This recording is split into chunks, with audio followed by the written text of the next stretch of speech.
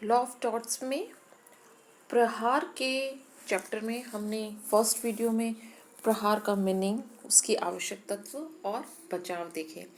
बचाव में हमने 3 पॉइंट्स देखे थे, सेल्फ डिफेंस का, अतिचारी का निष्कासन और parental and quasi parental acts.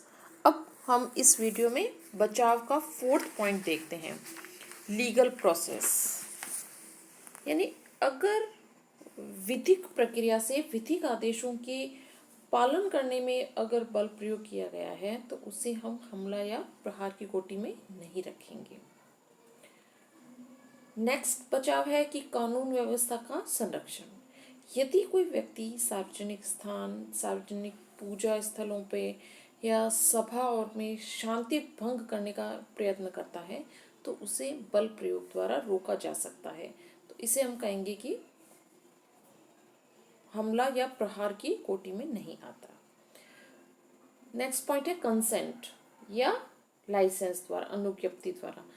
यदि कोई व्यक्ति अपनी पूरी तरह से सहमति देता है और वह सहमति स्वेच्छा है, अपने आप से दे रहा है और वह इस बात के लिए तैयार है कि वो जो भी खतरा होगा उसको उठा लेगा, तो वह किसी भी प्रकार की अपहानि के लिए आपत्ति नहीं कर सकता, जो कि वॉलेंटाइन नॉन फिट इंजुरिया वाला हमने पढ़ा था।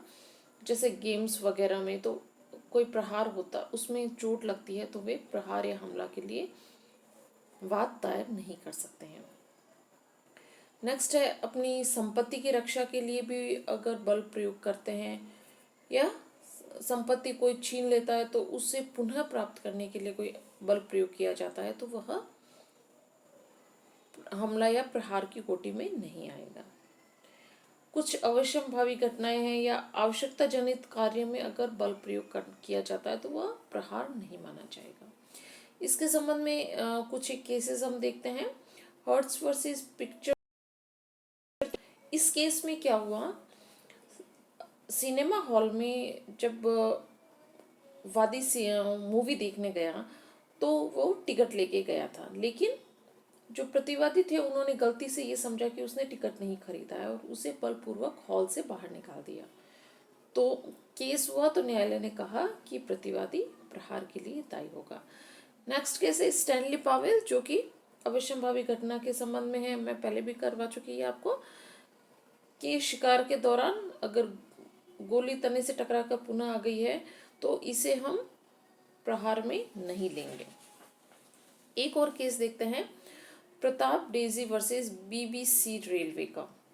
इस केस में वादी बिना टिकट लिए हुए ही ट्रेन में चढ़ गया था और फिर उसे उतरने को कहा गया, लेकिन वह उतरा नहीं तो बल प्रयोग किया गया। तो इसमें दायर वाद में न्यायालय ने कहा कि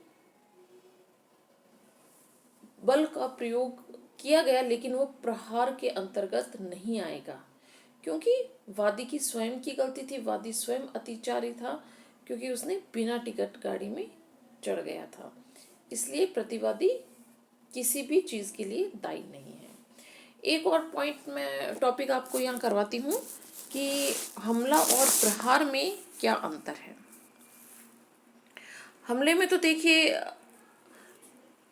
बॉडी को टच करना ज़रूरी नहीं है, मतलब स्पर्श आवश्यक नहीं है, किंतु प्रहार में स्पर्श, साशय स्पर्श होना ज़रूरी है।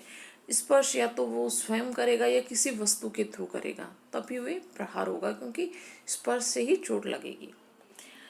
सेकंड पॉइंट है कि वादी के मन में भय उत्पन्न होना ज़रूरी है हमले में, लेकिन प्रहार में कोई भय उत्पन्न होना ज़रूरी नहीं है, क्योंकि अचानक से उसको चोट लग जाती है।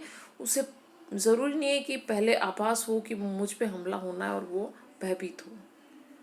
इसलिए हमले में भय होना ज़रूरी है, जबकि प्रहार में भय की ज़रूरत नहीं है।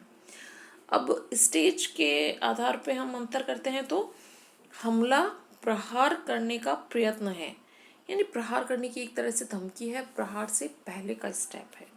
जबकि प्रहार क्या है, प्रहार में हमला शामिल होता है। इस तरह से प्रहार हमले को गुजरते हुए एक स्टेप आगे की एक प्रकरण है। इस तरह से ये इनका डिफरेंसेस है।